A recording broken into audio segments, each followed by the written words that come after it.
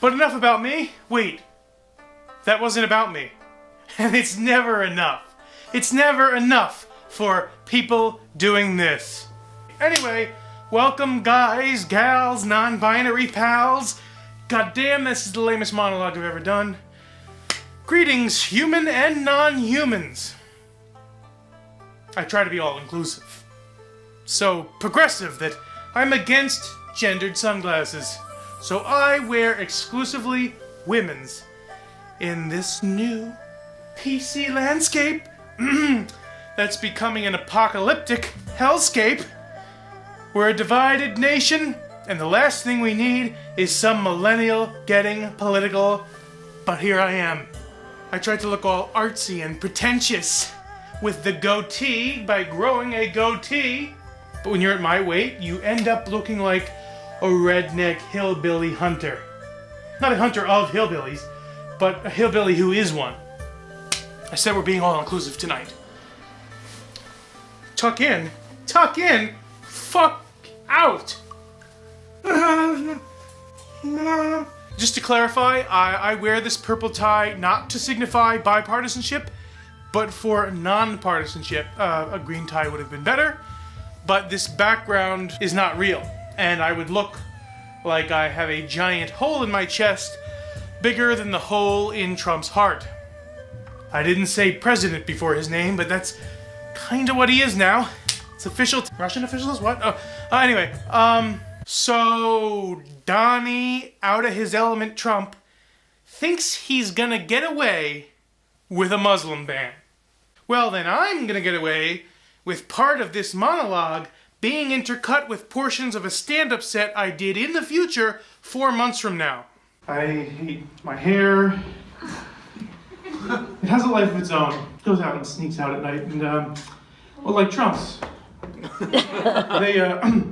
They met in Russia, and his hair groped mine, grabbed it by the follicles. Because some folks have a bad hair day, and I have a bad hair life. I hate to admit I have anything in common with him, but thankfully that's about it. I really didn't want to bring up Trump tonight. We're just so addicted to talking about him, which is how we got that far. If he's going to abuse his power like that and go banning people, can he at least get rid of groups that are an actual bother? This isn't a rally, here we are. I don't mean race, religion, or gender. I mean specific groups of annoying people. Because if the president's going to abuse their power, don't you think they should do it like they should do something that like benefits us for once? First on the list should be Steve Bannon. I know it wouldn't make sense for him to do that, but if he wants to boost those approval ratings that are... Like, what about these hipsters, like in the coffee shops with their computers, and then they sit there and they're pretending to write scripts is what they're doing. And it's just annoying with their little moleskin notebooks and their pens. I'm like, dude, Da Vinci, it's 2017. Use the overpriced computer you have sitting there with you anyway. I'm writing my screenplay. Really, it looks like you're staring at your screensaver, which is a screenshot of the first page of Taken 2. I mean, what are these exhibitionists? That's what they are, they're exhibitionists. What do they expect? Like Scorsese's gonna come walking into the cafe? Wow, a real life writer!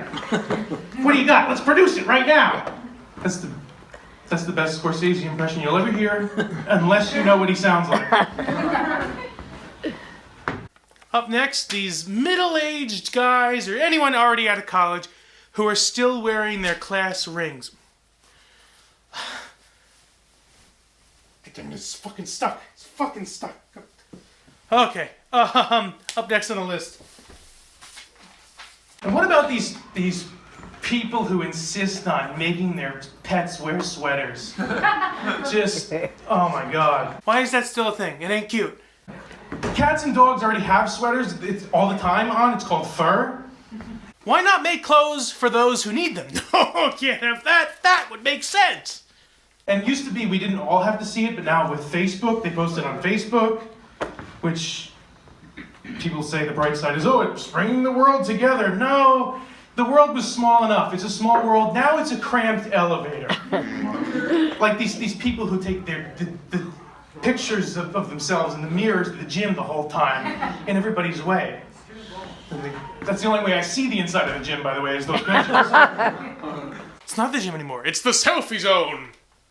How many calories can you burn pressing that little button? Your camera's getting more of a workout than you are. Who else should we get rid of? Oh, anyone who makes and shares fake news. How about that? They're not all laughing at those lines because some things are too funny to laugh at. You know who else I'd ban? Anyone who would call what I'm doing right now a listicle. Oh. You know who else we should get rid of? These people who blow their nose in the tissue and they look inside the tissue every time they blow their nose. Like I had a bloody nose before I came on stage tonight, which is a great pre-show ritual. And so I looked because that's the only excuse you should have to look in the tissue is, yeah, okay, I have a bloody nose, let me check. Other than that, it's, what is the rationale behind the impulse? People are like, oh, it's human nature. I'm like, it shouldn't be. To look in the tissue every time, like, what, is there some sort of prize involved? Did you enter some kind of sweepstakes? I've never seen anyone go, I won! I don't believe it! I've never won anything in my life! It's no wonder you're looking in all the wrong places. But maybe soon they'll have commercials like the New York lottery called the Snottery. Kleenex, hey, you never knows. We should also ban people who end their joke on a pun like I just did. Finally, a little bonus one for my list here. All these hacks who keep claiming Donald Trump is Andy Kaufman. Folks, Inauguration Day, he'd have taken off the prosthetics during the speech. Oh, bravo! A stunning performance. In that I'm stunned you're still performing. Oh, great. This guy should have been on the list. It's my sworn enemy, my swearing all the time enemy, Hank Darrell. Oh, it's wrong sound effect. I'm a sniff. Tis I, Hank Sticky Buns Darrell. Folks call him my evil twin. What? They say what? We're not related and look nothing alike. I've never been so insulted in all my life. And you're wrong. It's true. It's the most legitimate conspiracy theory I know. And I'm not kidding, like satirists like you or Alex Jones. But he's serious. What? He means that shit? Well, then I actually respect him. You look like Newman. No. You look like Newman. At best, you are the Newman to my Seinfeld. Hey, Jerry. Who are these people? They're Scientologists. Whoa. What's the deal with Scientology? Whoa. It's not science, it's not ology. No. Stop. And what's the deal with 17-year-old girls? Stop. Why are you doing this? Are they legal? No, seriously, are they? Because you think you know what an off night is. Ooh, look at me. I do transcendental meditation. I'd be doing this if it would fit. You are like Jerry. That's the problem. You fail what you called the Seinfeld Test. So maybe you're the hack. You hacked my Evernote. That's right. And if you don't let me do this segment, I'll release some humiliating stuff there. Fuck it. Just hurry up. You already ruined the special. That tissue bit you just did, here's the first time you did it. Roll the thing or do the thing. But the one thing I've always noticed is going to stay the same is that you're always going to see someone in class go up and get a tissue. I think I sit there and watch it. Have you ever seen someone blow their nose and then look inside the tissue? What do they do that for? There's nothing new there. Are you afraid your brain is going to sort out? I mean, you're not looking for gold. I just don't see the reason behind it. I mean, is there some sort of prize involved? Do they enter some kind of a sweepstakes? I mean, I've never seen anyone go, I won.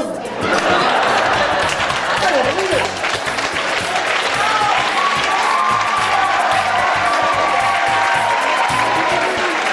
I've never won anything in my life. No wonder you look at all the wrong places. But maybe soon they'll come out with commercials like the New York lottery. Call it the Snottery. Kleenex. Hey, you never know. You had that prepared? Look, that was my first, literally, time ever at 15. Yeah, the rhythms were similar. You couldn't even hope to be that. You have my last banana Snapple? I was saving that for the last 4.5 years. It's like 2013 expired. Swallow first. That's what she said, remember? Okay. Yeah, I've been drinking it. Helps expand my consciousness, man.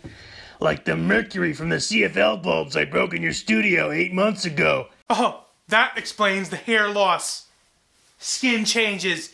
Poor fucking vision. Thanks. Anyway, whatever. The Kaufman Trump thing. But Donald Trump is Andy Kaufman. If I could demonstrate Exhibit A.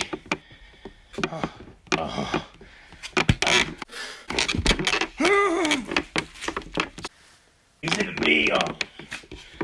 Fuck the exhibits. This ain't a fucking museum. Okay, so like, If I could look over, you're over there. By the satellite. never mind the satellite, like the illusion. Donald Trump looks like Tony Clifton, a character played by Andy Kaufman. And then get this, kids, Bob's Mood. Kaufman's writer and the guy who also played Tony Clifton wrote a book in 2014, a year before he announced he'd run. What's the opposite of special? He explained he faked his death, prosthetics. How could someone who's not getting chemo be bald if they only have this lung cancer? How can they have lung cancer if he's a health fanatic? Maybe he's smoking the clubs, I don't know. I don't give a shit. This guy sucks. What's so funny about not being funny? And then 2016, there's an Andy Kaufman Award at, what is it called? Akuba? UCB. UCB, yeah. So like, it's suspended this year. We're not doing it because of Trump. So, and he knew Robin Williams. And Robin Williams died, committed suicide in 2014. I think the year that Mrs. Doubtfire was going to come back. Another prosthetics thing. And he played the grandmother of Andy Kaufman he was friends with Kaufman. Wait a minute. He was in a movie called Man of the Year, which was about a guy running for president who's just a show personality asshole. Which he did a year before that Calbert guy, that punchable face, weird ear, nobody. Fuck. And yet in an interview in some book, Satirista's Diarrhea, I don't know, Rob Williams was in it and called the guy so original and like, quote, a political Andy Kaufman. Aha. See the connection? You better. I'm thinking, no, it ain't Kaufman. Kaufman's final prank was to convince the world that he was gonna fake his death. This could be the last conversations before he got killed. Well, you better put the tape somewhere so I know where they're at. But then wouldn't people hate me when it turns out I'm really alive? No, because then every few months you die, right? Because he liked Elvis and Elvis didn't. It's the long game. Rob Williams is Donald Trump. Just do your fucking thing. I'm sitting this one out. Be in the fucking audience. As for Kaufman, there's like a 1 year age difference, 1 inch height difference. I don't know what the age and height would have been for Robin Williams, but I'm sticking to my belief. Those are prosthetics. Look at those pictures. That's not the same Donald Trump. Oh, the wrestling connection. Donald Trump's in the Wrestling Hall of Fame. Andy Kaufman was big in wrestling. Trump was inducted the same year a woman came forward claiming to be Andy's daughter. Coincidence? They were both guys were like king and dominant in the 80s. So they knew each other probably, or met probably. And they were kings of just doing crazy shit. Fucking with people. Offending people. He might go the whole presidency. He'll probably try to get impeached. Boy, this is the most coherent I've ever been. I think that's it. These lights are starting to hurt. Oh, back to you. Obama's talking about all of this with the global warming. It's a hoax. I mean, it's a money-making industry, okay?